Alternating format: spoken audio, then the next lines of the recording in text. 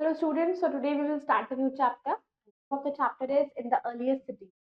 Begin the chapter. Chapter 3, In the Earliest Cities. Learning outcomes, but learning objectives. So through this chapter you will know about the growth of civilization, main features of Indus Valley civilization, trade and commerce, Indus script, Indus Valley civilization, political and social life of people, religious beliefs and decline. Now let's warm up what is shown in the picture. Whatever is shown in the picture, you have to write it over here. And what do you think it was for use for? इसको हम क्यों use करते थे उस time के लोग, ये आपको बताना है. So let's start. Growth of civilization. Civilization की growth कैसे हुई? Once the early men started cultivating, they started growing more than their requirement. जब धीरे धीरे उनको ग्रो करना आया, फूड ग्रो करना, क्रॉप्स ग्रो करी, तो उससे क्या हुआ, वो अपनी रिक्वायरमेंट से ज्यादा ग्रो करने लगे. अब ये जो एक्स्ट्रा प्रोड्यूस होता था जिसको सरप्लस कहा जाता है, जो ज्यादा अमाउंट होती है, आपके पास जितनी जरूरत है उससे ज्यादा है तो सरप्लस है. एज अ रिजल्ट कुछ पीपल क्या करते थे, they choose to follow professions other than agriculture, जैसे pottery making, metal craftsmanship and trading. तो क्या को चूज करते थे, प्रोफेशंस को फॉलो करते थे अदर देन एग्रीकल्चर, जैसे कि pottery making, metal craftsmanship and trading. अब with the emergence of new skills के साथ, न्यू प्रोफेशंस के साथ, some of these villages gradually वो डेवलप होने शुरू हो गए टाउन्स में. पीपल ने एक्सचेंज करे सरप्लस प्रोडक्ट्स को दूसरे टाउन्स के साथ, एंड दस इमर्ज द ट्रेडिंग सिस्टम बढ़ गया. अब जो डेवलपमेंट हुआ टाउन कल्चर का, वो generally what is seen beginning of civilisation का शुरुआत. Indus valley Civilisation, one such civilisation जो इंडिया में डेवलप हुई करीब 4700 ईयर्स अगो पहले, it is known as Indus valley Civilisation, क्योंकि ये डेवलप हुई थी अराउंड रिवर इंडस के पास, इसलिए इसका नाम इंडस वैली सिविलाइजेशन रखा गया. It developed in the north western part of Indian subcontinent के नॉर्थ वेस्टर्न पार्ट में. इंडस वैली सिविलाइजेशन एक कंटेम्प्रेरी थी three other bronze age civilization की. कौन कौन सी? मेसोपोटामियन और Sumerian on the banks of Euphrates and the Tigris rivers, Egyptian in the Nile river valley, Chinese on the banks of river Huang Ho. इन तीनों का मिक्सचर था, कंटेम्प्रेरी था. ये जो सिविलाइजेशंस थी, they are called bronze age civilisation कहा जाता था, क्योंकि technology of making bronze items बहुत ही इंपॉर्टेंट रोल प्ले करती है सिटीज की ग्रोथ में, एज में. अब पहली सिटीज, इंडस वैली सिविलाइजेशन को हम हरप्पन सिविलाइजेशन भी कहते हैं, क्योंकि ये डिस्कवर्ड पहले हुई थी 1921 में मॉडर्न साइट ऑफ हरप्पा. एक टाउन था in Sahiwal district, Harappa was a town in Sahiwal district of Pakistan. फिर 1922 में सिमिलर एक्सकवेशन स्टार्ट हुई मोहनजोदारो में, सिंध में, वो भी पाकिस्तान में है. ये एक्सकवेशंस ने रिवील करा सिमिलर कैरेक्टरिस्टिक्स को द फाइंडिंग्स एट हरप्पा. और ये दोनों साइट्स जो हैं इंडस वैली सिविलाइजेशन की, दे आर 483 किलोमीटर अपार्ट, और वो रिवर इंडस के थ्रू ही एक दूसरे से जुड़ी हुई है. Extent of the civilisation, excavations have revealed that the Harappan civilization was spread over a wide area. अब एक्सकवेशन से ये सब पता लगा कि जो हरप्पन सिविलाइजेशन है वो बहुत ही बड़े एरिया में स्प्रेड हो गया. उसने कवर किया parts of Punjab, Sindh, Baluchistan, Gujarat, Rajasthan, fringes of western UP. फिर वो एक्सटेंड हुआ Jammu in the north, the Narmada estuary तक in the south, and from the Makran coast of Baluchistan in the west to Meerut, Alamgirpur north east. Other important cities, although now over nearly 1100 sites known है. कुछ other important Harappan sites है जैसे कि Chanhudaro, that is along the Indus river in Sindh, Kalibangan on Ghaggar river in Rajasthan, Banawali in Hisar district of Haryana, and Lothal their port town in Gujarat. कुछ अलग Harappan coastal towns भी हैं, नेमली सोतका को, तुर्कोटाडा एंड बालाकोट प्रोबेबली. सब ये पोर्ट्स हैं और ये पार्टिसिपेट हैं in regular maritime trade with West Asia के साथ इसका ट्रेड होता है. Fact file, Indus valley civilization largest है in area of all four civilization. Recently discovered sites Indus valley civilization की आती है डोलावीरा, राखीगढ़ी एंड गनवेरी वाला. अब मेन फीचर क्या है इंडस वैली सिविलाइजेशन? टाउन की प्लानिंग. अब हाउसेस जो बर्न्ड ब्रिक से बनते हैं वो कंस्ट्रक्ट किए गए दोनों साइड्स ऑफ रोड्स पर। कुछ हाउसेस के पास खाली एक और दो कमरे थे, जबकि others they had more, indicating अलग अलग लिविंग क्वार्टर्स को इंडिकेट करते थे for the rich and the poor. House के विद इन ही रूम्स को बनाया गया around a central courtyard. Entrances to the houses opened हो गई into the side alleys, not the main street. Windows also did not face the streets. कुछ houses थे, they also had wells to supply water, they even had bathrooms, there were also proper roads जो cut हो रही थी right angles. बहुत सारी cities को divide किया गया दो मेन पार्ट्स में। The western part of the city was raised to about 30 to 50 feet above the ground and it was known as the citadel. जितनी भी पब्लिक बिल्डिंग्स थी जैसे कि granaries, they have been found there. दूसरा massive structure जो found हुआ वो हुआ सीटाडेल इन मोंजेडारो, वो टाउन हॉल था। That was probably used as an auditorium की तरह उसको यूज किया गया या फिर प्रेयर हॉल की तरह। फिर 20 पिलर्स ऑफ बर्न ब्रिक्स को अरेंज किया गया 4 रोज में, 5-5 की एक, प्रोबेबली रूलिंग क्लास जो रहती थी उनके लिए। अब सिटाडेल के बिलो टू द ईस्ट में रेस्ट पूरी सिटी थी। फिर आता है ड्रेनेज सिस्टम। जो हरप्पन सिटीज थी उनका एक बहुत ही वेल डेवलप्ड ड्रेनेज सिस्टम था, सीवेज सिस्टम। स्ट्रीट्स ने ड्रेन्स बनाए हुए थे अलग और बड़ी लार्ज ब्रिक्स से उनको कवर किया। सिंस वो कवर्ड होने की वजह से वहां पे होल्स हो गए, रेगुलर इंटरवल्स पे होल किया गया ताकि उनकी सफाई की जा सके। फिर उन ड्रेन्स को बाथरूम से वो फ्लोर होते थे सीवर्स में, जो मेन स्ट्रीट में सीवर बने। फिर ग्रेट बाथ, लार्ज ऑब्लोंग स्ट्रक्चर को अनअर्थ किया गया सीटाडेल में इन मोंजेडारो। आर्कियोलॉजिस्ट को उसे कहते थे great bath. It was made bricks के बनाए गए, उससे नेचुरल तार से उसको कोट करा गया, चारकोल, उसको बिटुमेन कहते हैं, ताकि उसको वाटर टाइट कर दिया जाए। Steps from two sides led down to the structure and there are even changing rooms भी थे अराउंड द बाथ। फिर आई granaries, as many as 6 granaries थी हरप्पा में। And near these granaries there were circular brick platform थे meant for crushing grains. जैसे grains found in cracks in the floor of these granaries show that people grew wheat and barley. Political and social life of the people. कोई भी substantial information नहीं थी to light regarding the social and political life of Indus people. Figure जो था a bearded man वो found किया गया, might have been a political या फिर रिलीजियस हेड हो सकता था। सिंस वी नो कि there were different kinds of craftsman थे, तो इट इज पॉसिबल है कि उस सोसाइटी को ग्रुप्स में डिवाइड किया गया। कौन किसको ओकेजन किसका ऑक्यूपेशन क्या है, जैसे कोई फार्मिंग कोई एग्रीकल्चर, तो उनके ऑक्यूपेशन के अकॉर्डिंग उनको डिवाइड कर दिया गया। Beautiful bronze image dancing girl की भी थी, वो भी उनको मिली वहां पर। स्पिनिंग और वीविंग भी स्टैब्लिश क्राफ्ट थे। पीपल वहां पे कॉटन और वुलन क्लोथ्स पहनते थे, विमेन ज्वेलरी पहनती थी जो यूज एंड आइवरी की कॉम्स यूज करती थी, as indicated by the ornaments, जो भी ऑर्नामेंट्स उस टाइम पर थे। तो एविडेंस था कि विमेन वहां पर कोल काजल यूज करती थी अपनी आंखों, ये भी एविडेंस वहां पर मिला। फिर farming and rearing of cattle. Harappan cities they were flooded regularly by the Indus और इट्स ट्रिब्यूटरीज से वो हमेशा फ्लडेड रहती, जो डिपॉजिट हो जाते थे, जिससे कि सिल्ट डिपॉजिट होता था सराउंडिंग एरियाज में, उसके आसपास के एरियाज में मिट्टी वो बड़ी ज्यादा ज्यादा इकट्ठी हो जाती थी, रेत।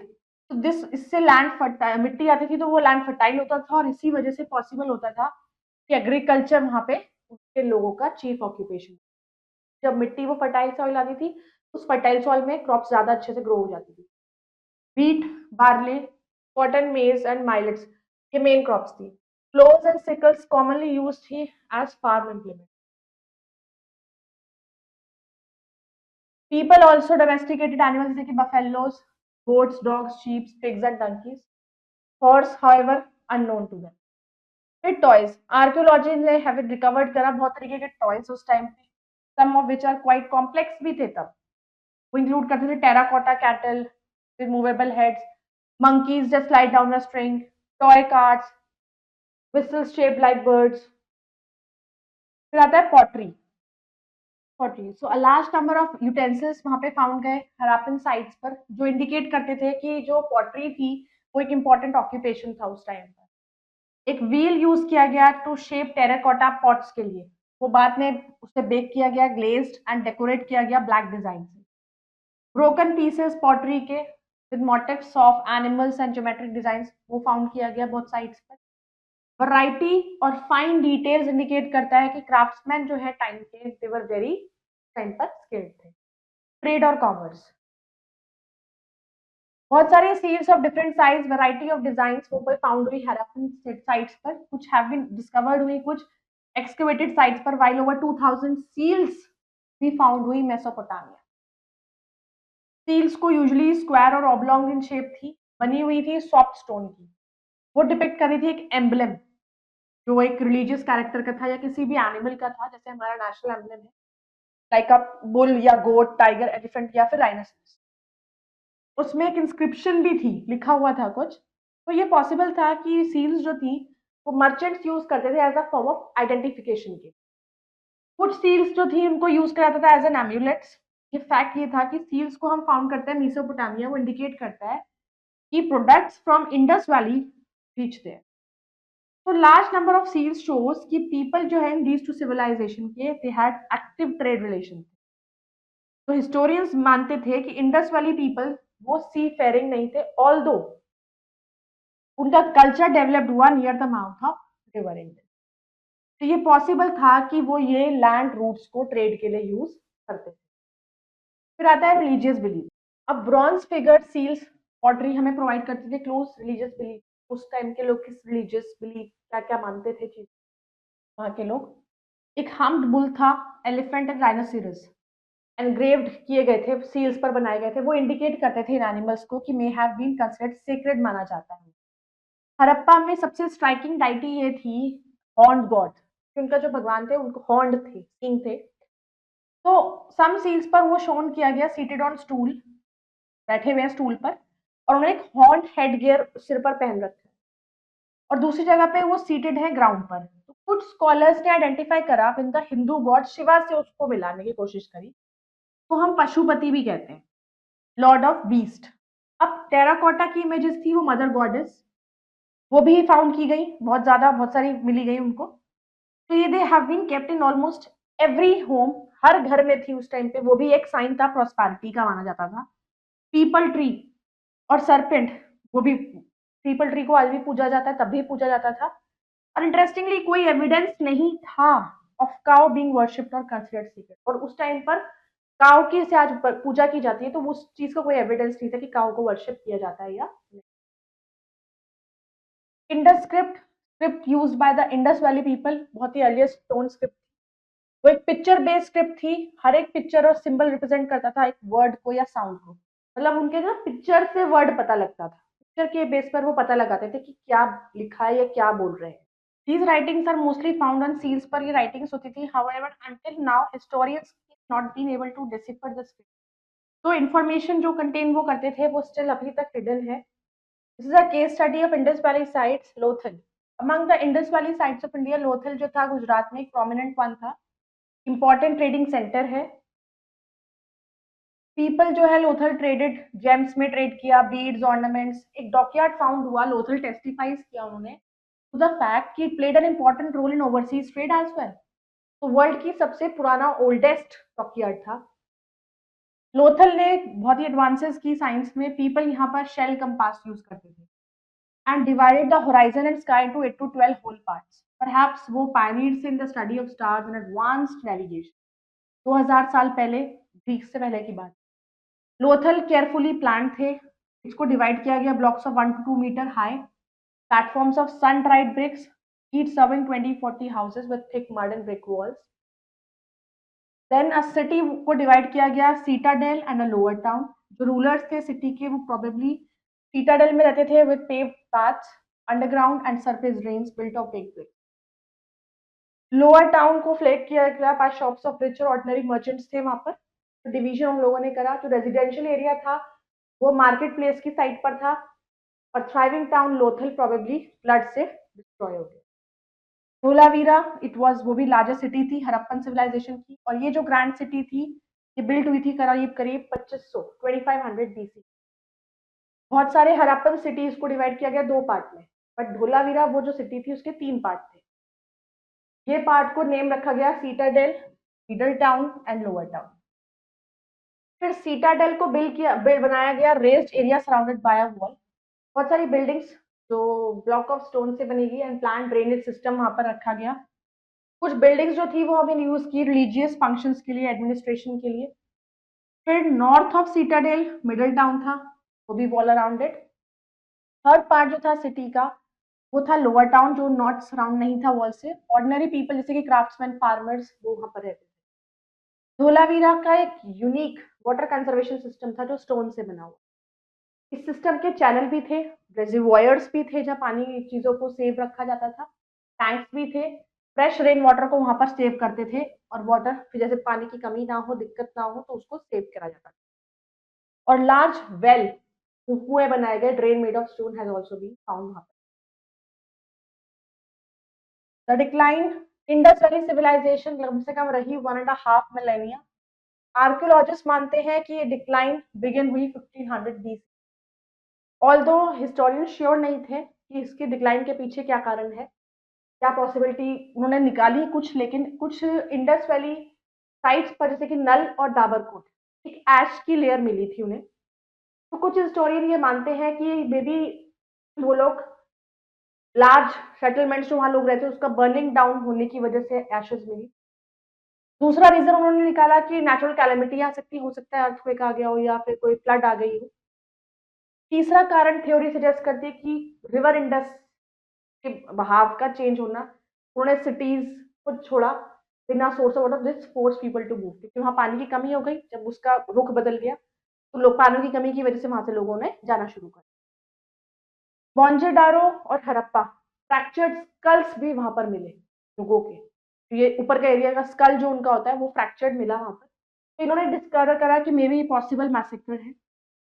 और दूसरा रीजन उन्होंने ये सोचा और लगाया, इन्वायरमेंट में चेंज हुआ डिफॉरेस्टेशन की वजह से। जब जंगलों को और पेड़ों को काटा जा रहा था तो इन्वायरमेंट में चेंज आया, large scale cutting down of forest, तो वुड को वो यूज करने लगे बिल्डिंग्स बनाने के लिए as fuel for baking brick and metal works. तो जिससे क्या हुआ, रिड्यूस द फॉरेस्ट कवर को खत्म, धीरे धीरे कम कर दिया। और लार्ज ग्रेजिंग बढ़ने लगी, जब एनिमल ज्यादा ज्यादा ग्रेजिंग करेंगे उससे भी यूज होता है आपका प्लांट्स, फर्दर डैमेज, इन्वायरमेंट को डैमेज होता है। तो इन फैक्टर्स की वजह से जो लैंड है वो मे बी ड्राई हो गया होगा, उसकी फर्टिलिटी खत्म हो गई होगी। जब फर्टिलिटी खत्म होगी तो क्रॉप्स ग्रो नहीं होंगे, क्रॉप्स ग्रो नहीं होंगी तो वो अर्न क्या करेंगे, खाएंगे क्या। फैक्ट फाइल, राइटिंग इन्वेंट हुई थी सुमर में about 5500 years ago as a way to keep, ताकि टेम्पल का रिकॉर्ड कर सके, रिकॉर्ड रखा जाए, एंड मर्चेंट्स के लिए ताकि वो अपने अकाउंट्स मेंटेन रख सके। अब स्क्रिप्ट को, उस टाइम पे जो स्क्रिप्ट बनी थी उसे क्यूनिफॉर्म कहते थे, इसका मतलब वेज शेप। तो पीपल वहां पर वेट क्ले पर, गीली मिट्टी पर लिखते थे, टैबलेट्स होती थी उस पर लिखते थे, पेन्स जो रीड से बनते। Glossary, estuary is the white part of the river where it joins the sea. Threshing process of separating seeds from stalks. Substantial large amount and script system of writing. Quick review. Indian civilization flourished between 2700 से 2500 BC तक flourish करी river Indus और tributaries में north west part of Indian subcontinent. Harappan cities का proper sewage system था, streets के drains भी थी जो बड़ी ब्रिक स्लैब से कवर्ड थी, and there were also proper road cutting at right time. Spinning और वीविंग उनका वेल एस्टैब्लिश क्राफ्ट था वहां के लोगों का, कॉटन वुलन क्लोथ्स वो लोग पहनते थे। एग्रीकल्चर उनका मेन ऑक्यूपेशन था। ब्रॉन्ज फिगर, सील और पॉटरी क्लूज मिला कि वहां के लोग की क्या रिलीजियस बिलीव्स थी। और इंडस वैली स्क्रिप्ट अभी भी डेसिफर्ड नहीं है। क्या कॉज रहा होगा उस सिविलाइजेशन की डिक्लाइन में वो भी क्लियर नहीं है, सिर्फ उन्होंने अपने assumptions दिए। So I hope you all have understood this chapter. You all can go through it and do the exercises. We will meet in the next video. Till then, bye bye. Take care.